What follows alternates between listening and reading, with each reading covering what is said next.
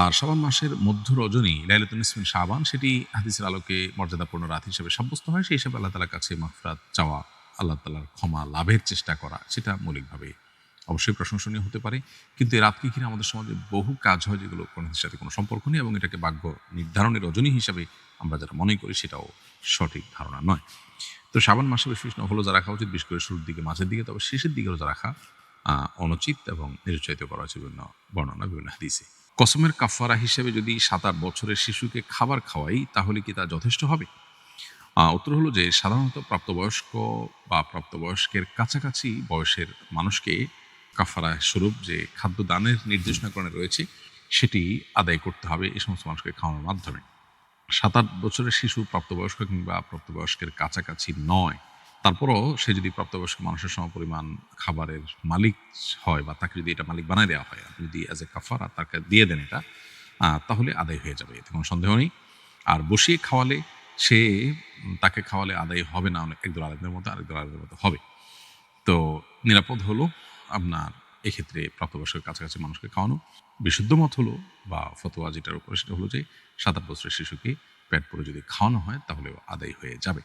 আমি যাকাতের টাকা একটি ব্যাগে রাখি, সেখান থেকে বিভিন্ন সময় বিভিন্ন ব্যক্তিকে দিয়ে থাকি। হঠাৎ ব্যাগটি হারিয়ে গেছে, এখন কত টাকা ছিল বা আমি ইতিপূর্বে কত টাকা দান করে ফেলেছি জানা নেই, করণীয় কি?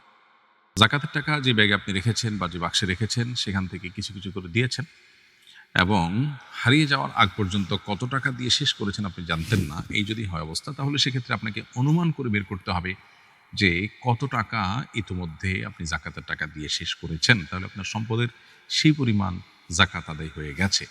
বাকি যেগুলো আপনার অনাদায় রয়েছে সেটা আপনাকে বের করতে হবে। এই জিনিসটা আপনাকে অনুমান করে বের করতে হবে এমনভাবে যা দিয়েছেন সেটা এর কম হবে না, এতটুকু নিশ্চিত, সেরকম একটা ফিগার আপনাকে আসতে হবে। তাহলে আপনি সেটুকু দিয়েছেন বলে ধর্তব্য হবে, আর বাকিটা আপনাকে জাকাত দিতে হবে।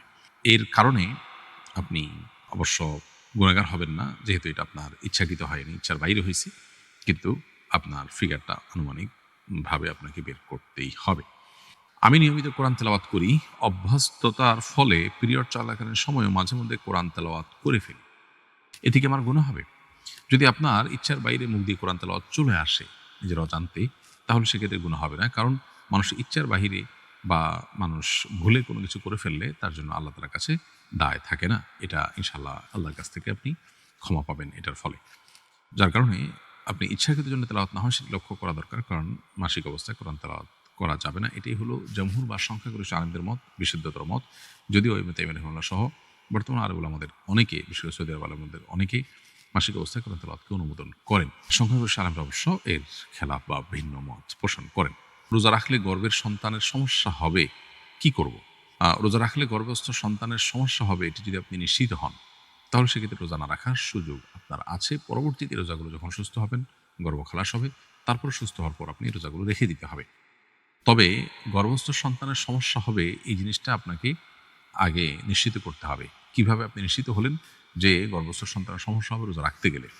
সামান্য একটু আশঙ্কা উপর ভিত্তি করেই এটিকে আপনি নিশ্চিত ধরতে পারেন না, বরং বিজ্ঞ এবং ধার্মিক একই সাথে রোজার গুরুত্ব বোঝেন, আবার ডাক্তার হিসেবে খুবই এক্সপার্ট এরকম মানুষের পরামর্শ, সম্ভব হলে একাধিক ডাক্তারের পরামর্শ নিয়ে, যে তারা বলেন যে না, আপনার জন্য রোজা রাখাটা উচিত হবে না, রোজা রাখলে আপনার গর্ভস্থ সন্তান মারা যেতে পারে, অঙ্গহানি হতে পারে, বিকলাঙ্গ হতে পারে, এই টাইপের কোনো সমস্যা যদি হয়, তাহলে সেক্ষেত্রে আপনি অবশ্যই রোজাগুলো না রেখে পরবর্তীতে রাখতে পারবেন না। আল্লাহ তাআলা কোরআনে বলেছেন, ফামান কানা মিনকুম মারিদান আও আলা সাফারিন ফাইদ্দাতুম মিন আইয়ামিন উখর, যারা অসুস্থ থাকবে অথবা সফরে থাকবে তারা অন্য সময় রোজাগুলো রেখে দিতে পারবে। অতএব এই আয়াত আপনার জন্য প্রযোজ্য হবে। আর সামান্য একটু ঠুনকো অজুহাত বা হালকা একটু ভয়, অহেতুক ভয়, এটার উপর ভিত্তি করে আপনি রোজা না রাখার সুযোগ কিন্তু নেই।